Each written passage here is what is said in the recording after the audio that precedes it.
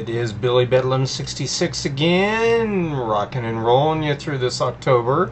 Um, yeah, I'm gonna do a little ditty here on some of my favorite movies. Some of you may like some of these movies. Yeah, some of them you might be like, they're not really Halloween. They're just like slasher movies. But I think they're pretty good overall. I found at Walmart. This was about 2 years ago now. I found two sets of DVDs of old movies. These are ones from, going clear back to the 40s, I think. Even before then, I think there were some from the 20s and 30s. These were like your original zombie and vampire movies and everything. And I'll show you this one here. It's called Chilling, and there are 20 movies on this DVD here. So it's pretty cool. By the way, these were only $5 each. That's all I paid for these. You can still get them at Walmart. They still have them over in the regular section. They're not in the bargain bin in the middle of the aisle. They're in the regular section with all the regular movies, and it's called Chilling. Let me look at the back here real quick. They got The Last Man on Earth, The Little Shop of Horrors. They got the original 1968 Night of the Living Dead in black and white. So that's pretty good. Everybody remembers the original George Romero Night of the Living Dead. House on Haunted Hill. This is the original one, not the 90s remake. Tormented. So yeah, you got some pretty good movies here. The Terror, Snow Beast, Phantom from 10,000 Leagues, Maniac, Attack of the Monsters, so on and so forth. So, yeah, if you head to Walmart, hopefully if you really want to watch these, not bad for $5. 20 movies, it's pretty scary movies, so that's not bad. To have a Walmart. Now they also had another one called the Undead Vampire Collection. Now this collection features Bela Lugosi, John Carradine, Peter Cushing, Christopher Lee, Vincent Price, and many more great actors. And there's a look at the cover. This one also is $5. Excuse me there. So yeah, let me get this one up here close so you can see it. The Undead Vampire Collection. Let's see what's in here. Let's see who else they talk about being in here. Paul Naschy, Barbara Steele, Max Schreck. You have the Adam Age Vampire, the Bat, Blood of Dracula's Castle, Bloody Vampire, Count Dracula and his Vampire Bride, Crypt of the Living Dead, Witch's Mountain, Vampire's Night Orgy, Vampire Happening, Primeval, Nightmare Castle, and The Last Man on Earth that stars Vincent Price. There's a bunch more in here too.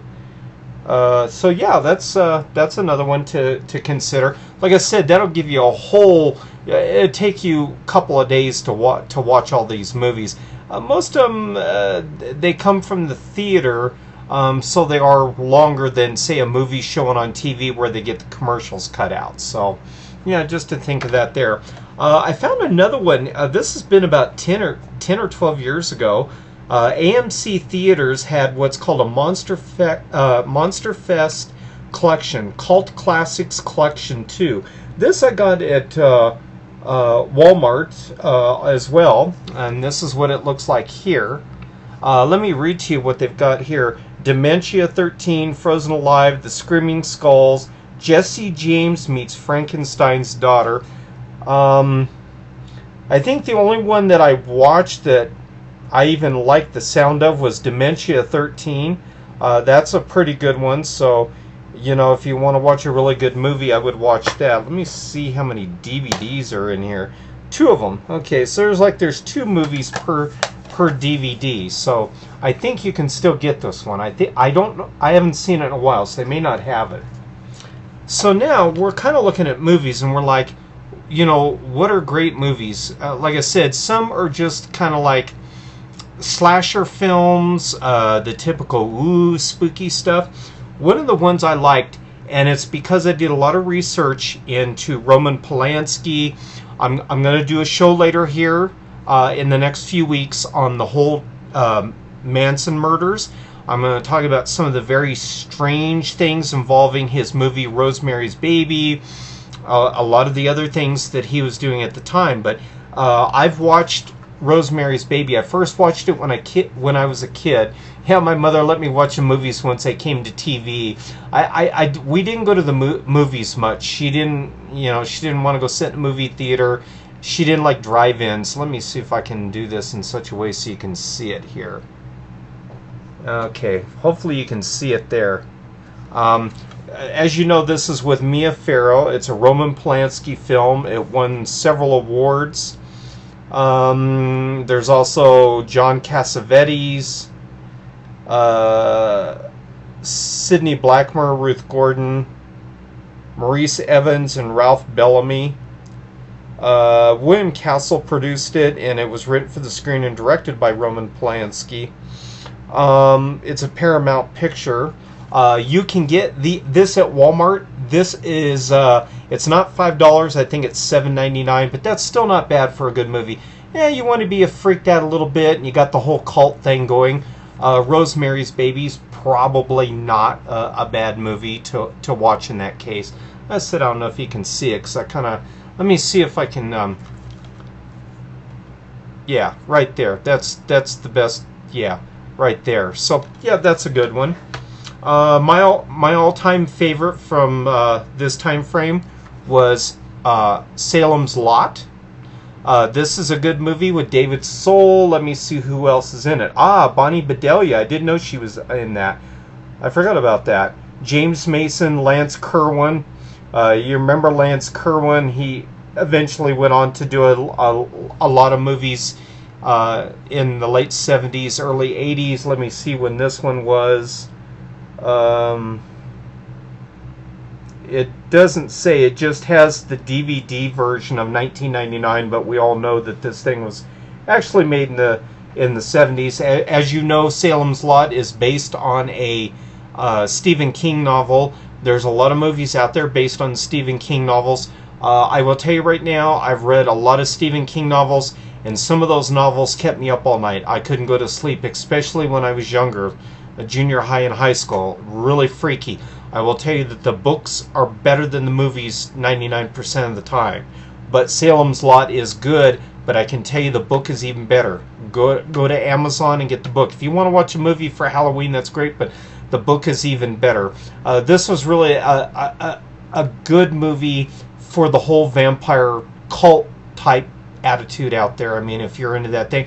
And I've met people. I spent 2 years living in LA, and I met a vampire type group out there. These people thought they were vampires and everything. It's cool. It's all gothic stuff, and to each his own. I kind of like the interesting artistic work that they did and things like that. You know, kind of hard for me to get into it. You know, to me, vampires are like the IRS and politicians. That's real vampires. But yeah, get this movie. It's a good one with David Soul. And really, people, who can go through Halloween without watching Charlie Brown's Halloween? I mean, it's the Great Pumpkin, Charlie Brown. I mean, really, tell me you didn't watch this as a kid. I watched this religiously on TV, because it's on TV every year, and it's still on TV. But I got the DVD, so I don't have to watch it on TV. But you can't tell me you haven't watched this at least once. I know all of you have, believe me. Unless you grew up in, I don't know, the North Pole or South Pole or something. Everybody's watched The Great Pumpkin. Okay. There was another one. This is the Fangoria Fright Fest called The Haunting. This was a pretty good film. It starts off slow. Let me see who's in it here.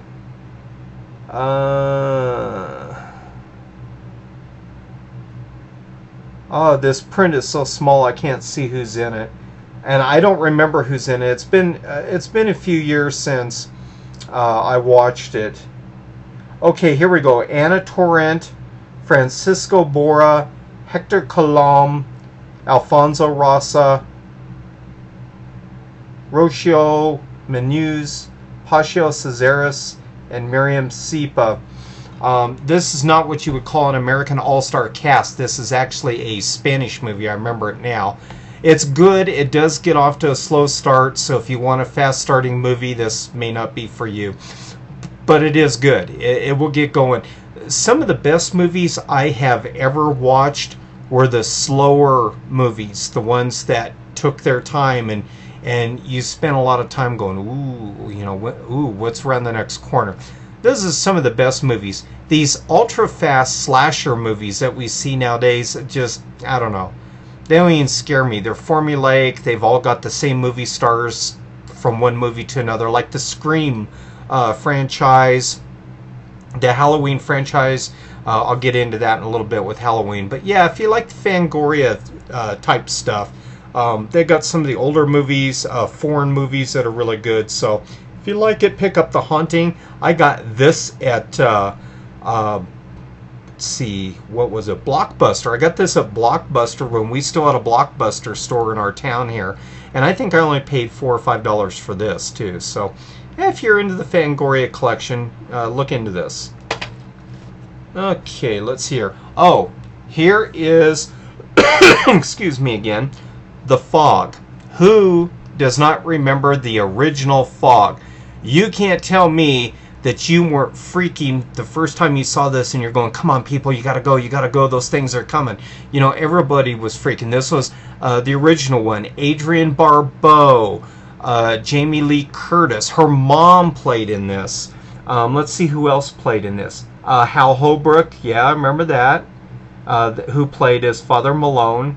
John Houseman, and of course Janet Leigh, who is Jamie Lee Curtis's mom. This is John Carpenter directed this, and he also did the music for this.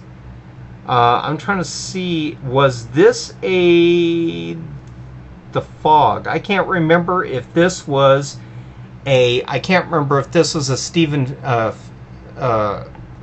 King book or not. I can't remember now.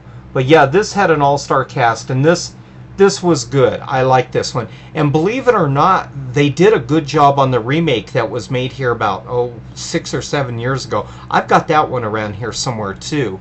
I still like the originals though. The actors back then, they knew how to show real fear. They knew not to overact, you know, like in Scream, when they all scream together and then they run to the next room and scream again. These actors in the old days, they were a lot better. They're a lot better trained. You know, they knew the script and everything. So, I mean, today it's all about franchises and movie star vehicles. So, but yeah, definitely if you get a chance, pick this one up too. This is great for Halloween. Now, I'm going to go into another movie here. You can't tell me you don't know this movie, never seen it. This is The Blair Witch Project. Now, when this first came out, now they're saying, you know, on the box here that this came out by Haxan Films in '99, but it really seems strange because I distinctly thought I saw this at the theaters around '96, '97, somewhere around there, because on my way home from college, I went to college from '94 to '96, and so I'm sure that I saw it at the theater up the road. I may have been mistaken. It may have been '99. It's possible. But this was a movie, I watched it at night. It was around 11 o'clock I started watching The Blair Witch Project. And I really did think it was real. I thought, holy crap, they found these people's footage. Now remember, the people that were in this movie did not come out for what? Another 6 months or so. They didn't come out on TV. They came out on David Letterman, I think, and said, you know, hey, this is not real. We're actors. There was a lot of controversy over the movie after it was made and released. There were indications that the producers of the movie were pushing this as a real event, and when asked about it, supposedly when it was released, you know, they had the big red carpet crap out in LA, and these actors, you know, of course, didn't do any kind of red carpet stuff. They were nobodies, really. But Haxan Films, you know, it was released out there so the movie stars could watch it, and they actually, you know, they said, well, yeah, we found the footage, and the families turned it over to us, and we made the film from it. And then of course Heather Donahue and Michael Williams and Joshua Leonard, they came out later and they were on David Letterman. They said, no, we're actors. That's not real. So there was some controversy, but it was a good movie. It's a good movie. I just got finished watching it tonight. I will go through all of October and watch one movie a night for Halloween. It's good. If you don't have it on DVD, get it. Because I can tell you one thing right now. I've been back east. I've talked to a lot of people from Washington, D.C. to Maryland to Virginia, and there's tons of stories about people disappearing in the woods, especially Maryland. Maryland has a lot of ghost stories, and in this movie they mention something called The Ghosts and Legends of Maryland. That's not a real book, but there is a book that you can buy about what goes on the east coast of the United States, and I can't remember the name of it now. It was, I don't even remember now. Look it up on Amazon. Just go in and put in, mysterious disappearances and that kind of thing. And I can't remember anymore now what it was. But there is a book written about this kind of stuff. And by the way, the Blair Witch, the one thing most people don't know, looking at this movie, like I said, it's kind of hard to hold at it because I'm running weird lighting setups here. One of the things you'll notice is that there does seem to be some parallels between this and something called the Bell Witch. Now, I listened to a guy on Coast to Coast AM years and years ago talk about the Bell Witch. Now, the Bell Witch, for all intents and purposes, is real. There is no doubt that something was going on there. I mean, there's police reports available. There's eyewitness testimony. There was no Blair Witch faking there with video cameras. That was real. And that happened decades ago. I think it started in the 1800s and went through the 1900s. It was kind of like cursed ground or something, like Native American stuff. But anyways, if you really want to see a good movie, get the Blair Witch if you don't have it already. Most people have it, but get it. It's something to watch on Halloween. Of course, with any other franchise, they had to go with Blair Witch 2. This one has a completely different cast. Let me look him up here. I'm trying to remember this guy's name. I've seen him in other movies. Let's see here. They don't mention their names on here, but he's the guy. He's the guy on Burn Notice. You also have a girl named Kim. I can't remember her last name. I think they used their real names in this movie. This was an interesting movie because it makes you wonder if the Blair Witch Project may have been cursed by them making the movie in the first place. Kind of like Poltergeist. Oh, boy, I got to talk about that after I'm done with these movies. There's some really, really weird stuff around the Poltergeist. I mean, just crazy stuff. I talked to people that were involved in that film, and boy, let me tell you something. Those people left film production. They left Hollywood. They quit. That was very unnerving. But let me tell you about this, and then later on we'll go into the Poltergeist. Blair Witch 2 had some scenes where they had what looked like, people would pan around with the camera, whoever is running the camera, or if they had a multi-camera setup, whatever was going on. And when you would look at the scene in the beginning of the shot and then look at the end, some of the walls were different. Now, they could have been doing that just to play with you and make you think, ooh, the set is haunted. But, you kind of wonder about it. So this is not as scary as Blair Witch 1. It really doesn't come close, except you do see the Blair Witch kids, the Burkittsville kids. I mean, they do put in an appearance. Oh, Kim Director is her name. Kim Director, that's her real name, and that's the name they used in the film. You had like I said, the guy from Burn Notice. I can't remember his name for the life of me. Then you have the other woman who was pregnant, and her boyfriend who's doing the research. And then you have the Wiccan witch, and I can't remember what her name was. But yeah, this is a good movie, but not as good as one. I was kind of disappointed, and they stopped with Blair Witch 2, so maybe they got the idea that it just wasn't worth doing the franchise anymore. So anyways, just to let you know, that's how the deal went there. For those of you that may have just seen something spooky, that was my screensaver. Unfortunately, it has a tendency to do that once in a while, so sorry about that. Keep forgetting to turn that monster up quite a bit. All of you know Halloween. Started in 1978, another John Carpenter film. Deborah Hill was responsible for producing this. She produced a lot of other movies, including The Fog, movies like that. Deborah Hill, her name comes up on a lot of these movies. I don't have Halloween 1. I don't know where it went.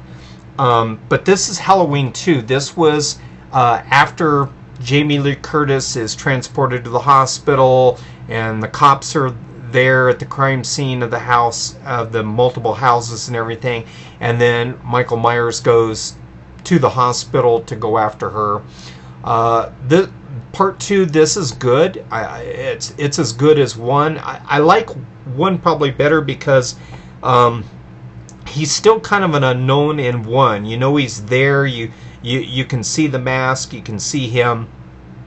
2's still pretty good, but I still think the first ones are always the best. Let me see who all was in this. Yeah, okay, now Dino De Laurentiis produced this movie along with Mustafa Akkad. It's still a John Carpenter movie, John Carpenter Deborah Hill movie. You have Jamie Lee Curtis, Donald Pleasence, the usual other actors that were in it. You will find in these movies with Jamie Lee Curtis that many of the bimbos, I mean, I'm sorry to be that way, but they play bimbos in these movies, teenage girls. Actually back in the 70s, teenage high school girls looked like they were 30 years old back then. They play in the same movies over and over again. There's a one girl that gets killed in this movie towards the end, and she was also with Jamie Lee Curtis in The Fog. She was in Prom Night, I think, and a couple other movies. So you'll see a lot of these actors and actresses excuse me, going from one movie to the other. So, but Halloween 2 is good. Like I said, I don't have the box for 1. It's in one of my totes somewhere. Halloween 3 I thought was the biggest disappointment of my life. I saw it when it came out. I think it was 82, 83 when it came out. They completely went off the original characters. Jamie Lee Curtis, none of them even appear in this one. This is an all-new crew, including Todd Atkins, Stacey Nelkin, Dan O'Hurley. Yeah, and it was still John Carpenter, Deborah Smith movie, but Halloween 3 just didn't interest me at all. I just, so, yeah. There's other Halloweens, but I don't have all of them on DVD. Some of them I actually have on VHS, and I don't know where they're at.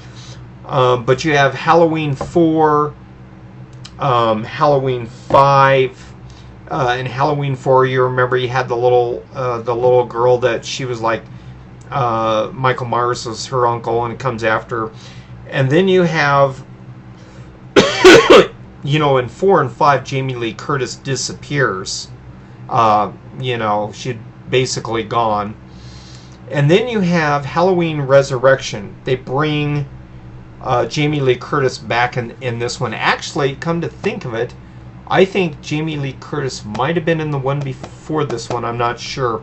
It's been a while since I watched all these. But this is Halloween Resurrection. And this is where she gets killed by Michael Myers. You have this crew that's doing a reality TV show in the Michael Myers house. It's alright. I didn't like it as well as 1 and 2. I think after 1 and 2 they started going a little bit nutsos and just didn't really build a really good script after that. But anyways, that's Halloween Resurrection.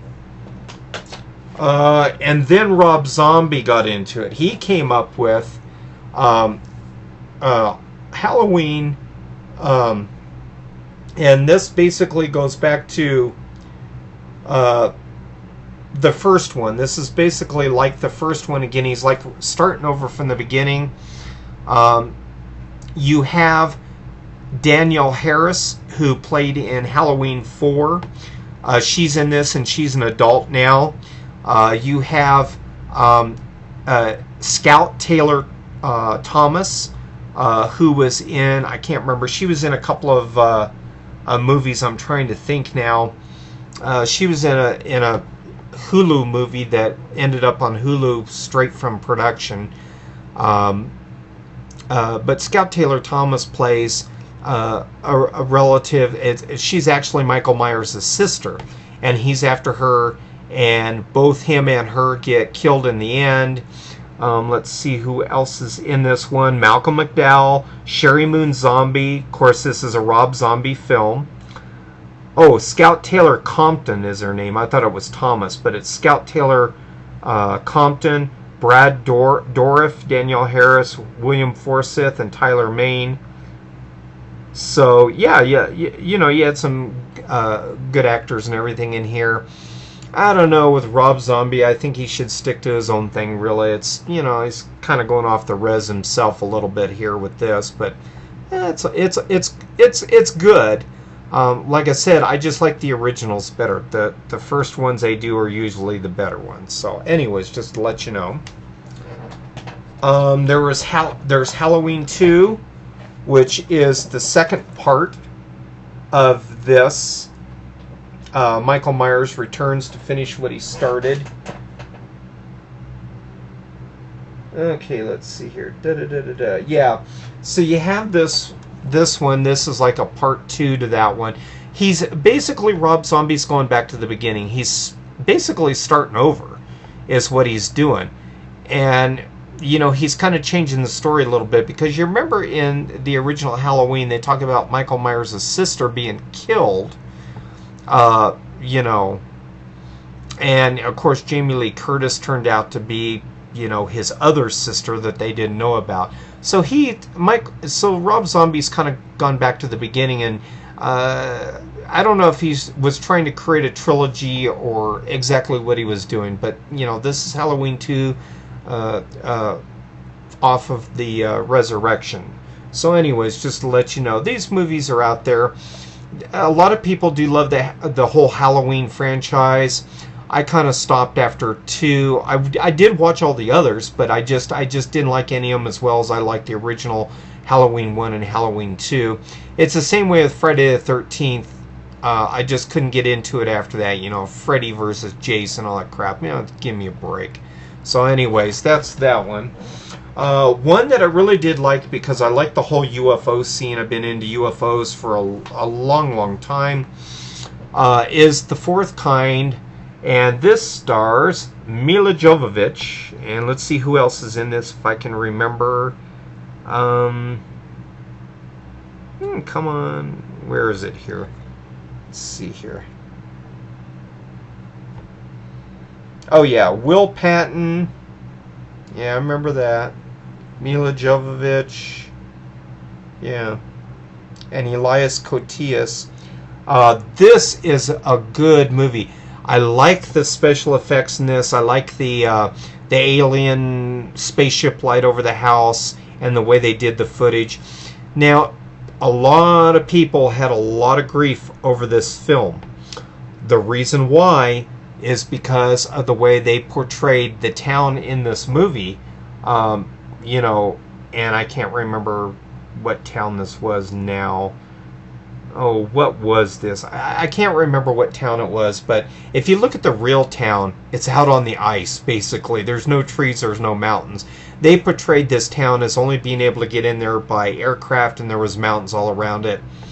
You know, I guess Hollywood's got to take some creative license, but yeah, that was the fit about this movie afterwards, was, you know, how they portrayed the town in Alaska.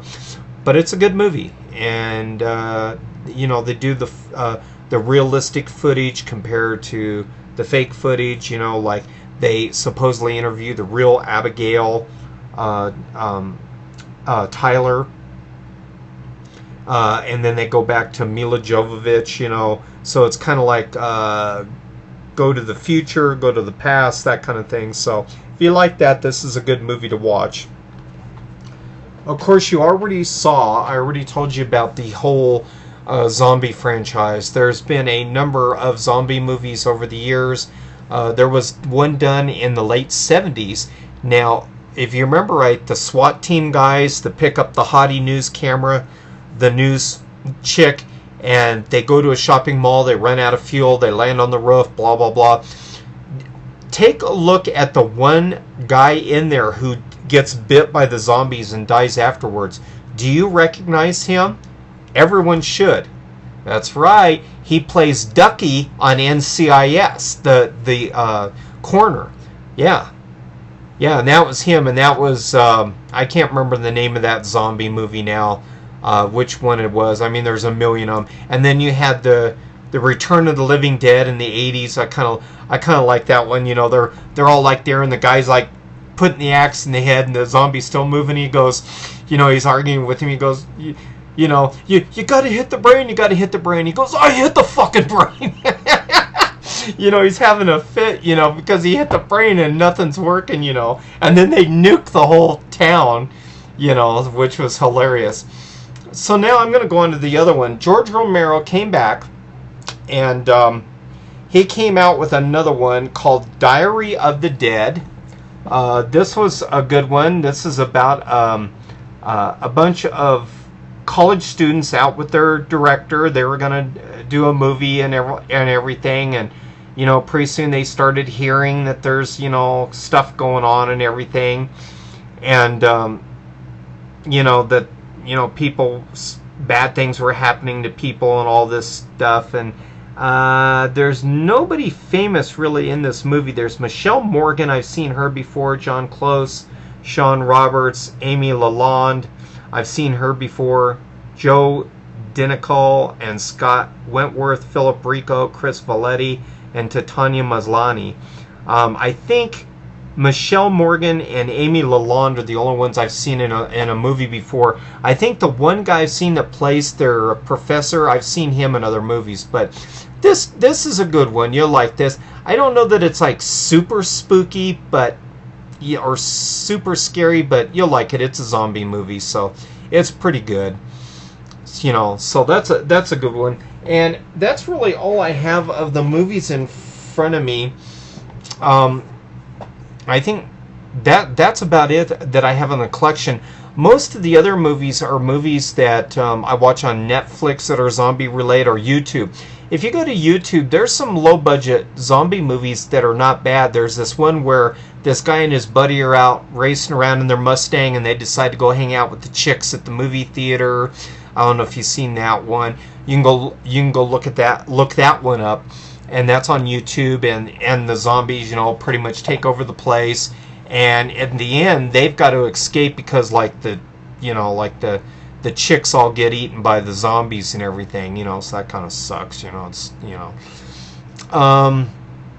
There's another one, I can't remember the actor's name, but he was in Bruce Willis's movie, one of the Die Hards, where he played a hacker who was hacking into, you know, the government and everything. I can't remember his name now, but he was in a movie with a blonde girl that I think she played in To Live and Die in L.A. in the 80s, back when she was in her 20s. And it was called The Crazies. Now that's a good film. That's one, and that is a different type of zombie take movie because it was done by a plane crashed into a swamp near this town, and this zombie virus got into the water. Blah blah blah. They do show the chemtrails in this movie and all that, so it's kind of an idea that they're saying, "Ooh, the chemtrails," you know. There's a lot of other zombie movies on YouTube. There's vampire movies. A vampire movie is kind of a vampires versus zombies movie. It had a bunch of hotties who went to this motel, who knows why. they were going to stay there. Some of their friends got eaten, and one chick survived. She was a hottie, and she befriended this older vampire, and he was, you know, he was there to kick butt and take names, and he was going after the zombies and everything. And they had these other guys, you know, that were with them that died and went to Valhalla. It's an alright movie, not the best in the world. I can't remember the name of it, but look it up on YouTube, you'll find it. I can tell you a lot of true stories about spooky stuff. I'll save that for a later video. Oh, I was going to do something on, that's right, I was going to do something on the Poltergeist. I lived in Hollywood from 87 to 89. I worked in my ex-wife's film equipment company. Her family provided stuff to independent film companies, rental equipment, even stuff to the studios. You know, anytime you have to remember that there's some equipment you can't buy, like Panavision cameras. Studios rent those, and we were an authorized dealer for those. And I didn't handle the Panavision cameras, but I handled lighting kits, all that kind of stuff. And I delivered stuff. That's what I did, you know, to get beer money, whatever else, you know. And we had heard a lot of stories about the Poltergeist films. You know, we knew a lot of the people in the studios, and we had talked to some of the people that worked on the film, you know, behind the scenes, and they're like, man, we're done. There's a curse attached to that film that just, we're done. You know, people get superstitious in the film business. They really are. Just like the music business, there's certain things that musicians and celebrities in Hollywood won't do because they're superstitious. You know, and you had people that were dying associated with that movie. The girl that played the teenage daughter was killed by her boyfriend. There's always been a conspiracy theory around that maybe he didn't actually do it, that she was killed as a result of a curse, whatever. The young girl had that bladder disease or that bowel disease that caused her to bloat up, and then, you know, no one did anything about it. Her parents didn't do anything, so she ended up dying. You know, and, you know, they talked to Craig T. Nelson, you know, and JoBeth Williams, and they got a creepy feeling about the film. You know, they love acting, but that film, all the Poltergeist films were just too spooky. So, you know, you have stuff like this, and there's all kinds of stories, and I'll do another show on all these stories surrounding the whole Hollywood biz, movies that were supposed to be cursed or haunted studios and like that. But I'm going to cut off for now because this is going to get too long, and I want to start doing some other shows. So anyways, this is Billy Bedlam signing off for now. I hope you enjoyed the movies that I described to you. Bye.